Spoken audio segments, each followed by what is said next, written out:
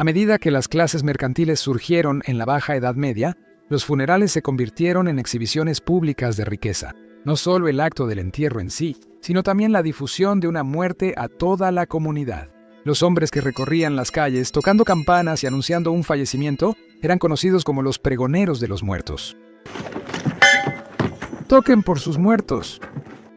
Viajemos al pasado para ver cómo evolucionó su trabajo, así como el funeral medieval, hasta que se convirtió en un espectáculo dramático de lamentos, jalones de cabello, golpes en el pecho, llanto y gemidos. De hecho, mientras más plañideras podía pagar un medieval, más dinero y prestigio tenía. ¿Sabes qué es mejor que una incursión vikinga al amanecer? ¿Una incursión vikinga? No puedes escuchar porque tienes cancelación de ruido. He estado usando los nuevos audífonos diarios de Raycon, que ahora tienen cancelación activa de ruido. Los uso todo el tiempo cuando salgo a caminar, mientras edito videos, incluso mientras investigo métodos inquietantes de tortura del siglo XIV.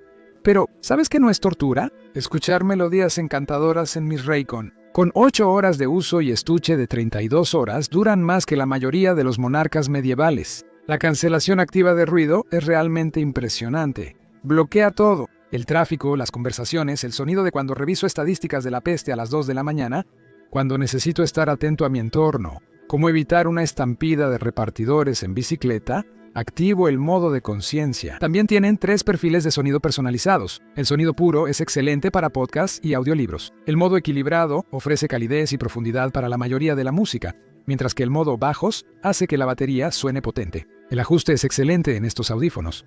Raycon los hizo para adaptarse a la oreja humana. No importa si tus orejas son de campesino o noble, seguirán en su lugar. Los he usado acostado, limpiando, incluso corriendo para alcanzar el autobús, y no se caen. Y además son accesibles, lo cual es refrescante en un mundo donde todo cuesta más que un banquete de un noble medieval. Disfruta sonido y funciones premium como las grandes marcas, pero a mitad de precio. Así que si buscas el regalo perfecto para las fiestas o quieres mejorar tu experiencia auditiva, ve a buyraycon.com, /Medieval Madness, para obtener hasta un 20% de descuento en los audífonos clásicos de uso diario durante esta temporada navideña. Eso es buyraycon.com /. Medieval Madness es presentado por Raycon. Gracias por patrocinar este video. Bienvenidos a Medieval Madness.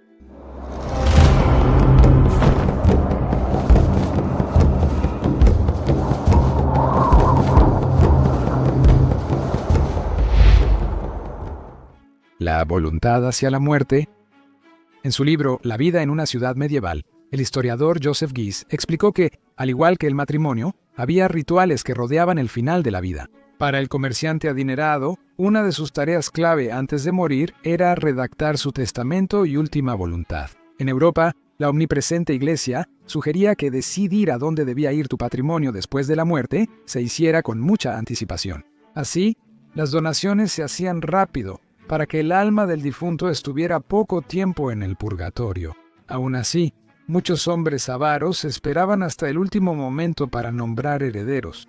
En toda la cristiandad, cuando llegaba el final, se llamaba a un sacerdote para que realizara los últimos ritos, el sacramento de la extrema unción. El ritual incluía una última unción para quienes estaban por morir o muy enfermos. Esto no era algo que se tomara a la ligera, ya que cualquier hombre que se recuperara después de recibir el rito no podía volver a tener relaciones sexuales con su esposa. Debía pasar sus días descalzo y de algún modo en ayuno constante. A inicios del siglo XIII, en Francia, los pregoneros del rey cobraban por difundir proclamaciones reales y anunciar precios de productos. En mercados y tabernas de París se les conoció como Le Cré de París, y al principio, los hombres eran pregoneros de vino, controladores de calidad que se paraban frente a las tabernas anunciando la calidad de los vinos después de haber realizado ellos mismos la importante tarea de probar el vino. Siglos después, en el reinado de Carlos VI, los pregoneros debían anunciar funerales vestidos de negro. El pregonero de cadáveres o de los muertos tocaba una campana para anunciar la muerte de un plebeyo, era una vez y dos para un noble.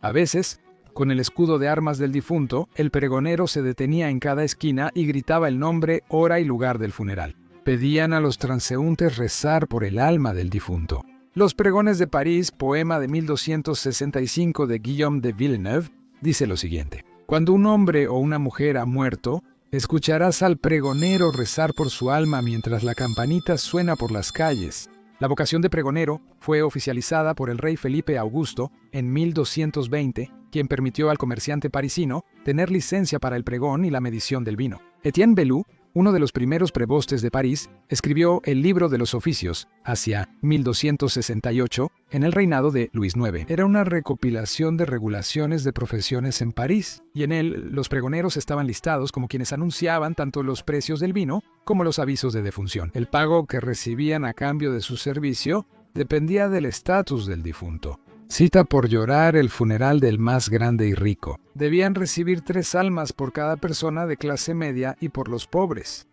18 denios.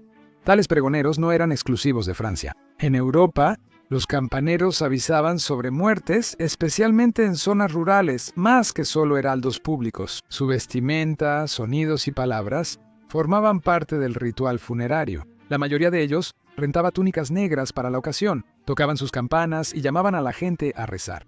Durante el funeral del rey Carlos VII, en la Basílica de Saint-Denis, 24 pregoneros recorrían París recitando. Cito: «Recen por el alma del Altísimo, poderosísimo y excelentísimo príncipe, el rey Carlos VII, de ese nombre, y vengan a la gran iglesia de Nuestra Señora de París. Los hombres llorarían al sonar la campana». De esa manera, el tañido de la campana marcaba la muerte en toda Europa. Toque de difuntos. Durante la Edad Media, había mucha superstición en torno a las campanas. Desde el siglo XI, la Iglesia Católica bendecía campanas de iglesias, sobre todo en Francia. El obispo lavaba la campana con agua bendita y luego la ungía por dentro con el óleo de los enfermos y por fuera con mirra, en una especie de bautismo. Después, se ponía incienso debajo y el obispo rezaba para que al sonar la campana, los fieles acudieran a la oración. La iglesia y la gente estarían a salvo de tormentas y demonios expulsados. Por esta tradición, se colgaban campanas en las entradas para ahuyentar a los malos espíritus, que se pensaba esperaban en las esquinas y se colaban en las casas. Siempre que tenían la oportunidad, los visitantes tocaban la campana antes de entrar a la casa para ahuyentar cualquier presencia sobrenatural. Y es probable que de ahí haya surgido la idea del timbre moderno. Esto llevó a otra tradición conocida como la campana de paso, en la que se pagaba a los campaneros para que tocaran las campanas al pie de la cama y alrededor de la casa de una persona. Mientras morían, se creía que esto alejaba a cualquier espíritu o demonio que quisiera robar el alma. A medida que fallecían, a los campaneros con una campana más grande se les pagaba más, porque mientras más fuerte era el repique, obviamente, más lejos se mantenía a los espíritus y el alma que partía podía irse más rápido. La campana de difuntos solía sonar en la iglesia mientras un feligrés agonizaba, marcando sus años vividos. Luego, las campanas se tocaban para la solemne misa fúnebre. También se creía que las campanas benditas calmaban las tormentas en el mar y ahuyentaban los truenos y relámpagos, que se pensaba eran obra de demonios. Despertando a los muertos. Con el auge económico en la Europa medieval, especialmente al final de la Edad Media, aumentaron los ingresos y los funerales evolucionaron. El luto se volvió un espectáculo público, asistiendo al funeral más personas además de familiares y amigos, en vez de mantener las emociones en privado. El luto se mostraba públicamente y los funerales se volvieron eventos dramáticos, ampliando el papel de los llorones. Ahora no solo anunciaban una muerte, también organizaban el funeral. Al frente del cortejo, con portadores de antorchas y clero de negro, los llorones tocaban campanas y pedían en voz alta intercesión por el alma del difunto. Para más dramatismo, un campanero podía recibir mayor pago que el clero por asistir, según Cristóbal Daniel en La muerte y el entierro en la Inglaterra medieval. Las antorchas también eran importantes en los funerales medievales. En su entierro en 1551 en York, un cornicero, que es un artesano que creaba varios objetos de cuerno, llamado Guillermo Huby, solicitó que se llevaran 4 antorchas. En 1515, Bertram Dawson pidió 8 antorchas y un año después el carnicero de York, Juan Chamberlain, pagó 12 peniques por 3 antorchas. Para citar a Bourne, alrededor de mi cuerpo en el momento de mi velatorio y misa. Los cantantes profesionales que acompañaban la marcha fúnebre pronto se convirtieron en plañideros profesionales, quienes caminaban con la procesión, llorando, gritando y rascándose la cara, hiriéndose en arrebatos de dolor fingido, para que pudieran realzar la memoria del difunto. Mientras más dinero tenías, más plañideras podías pagar y más dramático se volvía el espectáculo. En su libro La guía del viajero en el tiempo a la Inglaterra medieval, Ian Mortimer señala: Los hombres buscan ser honrados y amados, incluso hasta la muerte. No es exagerado decir que en algunos grandes funerales puedes ver a más de 10,000 personas de luto. Mientras más personas asistan a tu funeral, más amado, más honrado y más respetado debiste haber sido en vida.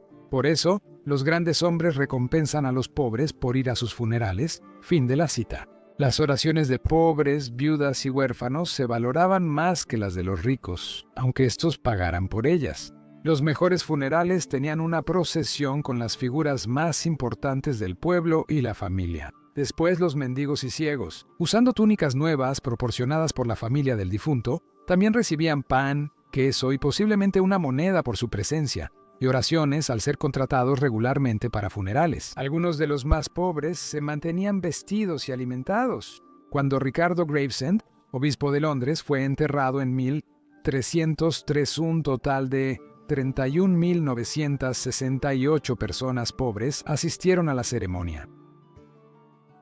La fiesta del hombre muerto. Regresando al comerciante José Guy, él detalla las complejidades de un funeral medieval en su esplendor. Ahora, esta es una cita larga. Cuando un burgués muere, un pregonero anuncia la muerte y el lugar del entierro. Las puertas de la casa y de la cámara mortuoria están cubiertas con sarga negra. 2 monjes de la abadía laven el cuerpo con agua perfumada, únjanlo con bálsamo y ungüento y envuélvanlo en un sudario de lino.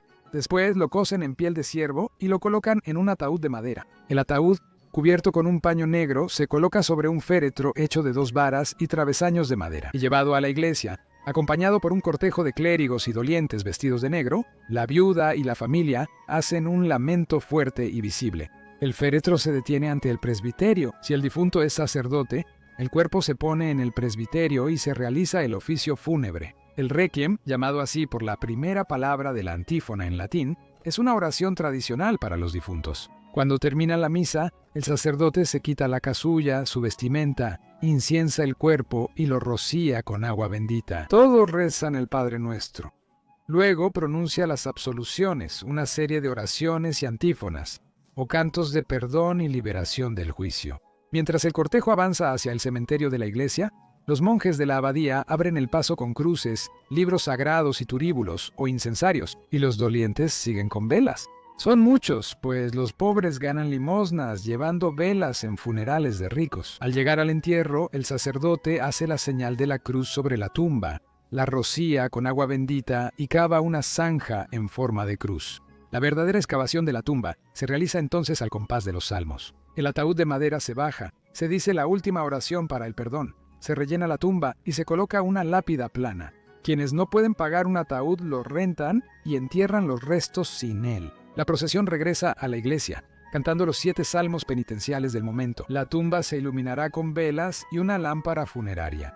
Gies agrega que el difunto no debería ponerse demasiado cómodo. Sin embargo, porque, cito, en unos años, los huesos pueden ser sacados de la tumba y apilados para que el espacio pueda ser usado de nuevo. Muchas gracias por ver este episodio de Locura Medieval. Por favor, considera suscribirte al canal si te gustó ese video y recuerda hacer clic en el icono de la campana para que te notifiquen cuando subamos un nuevo video.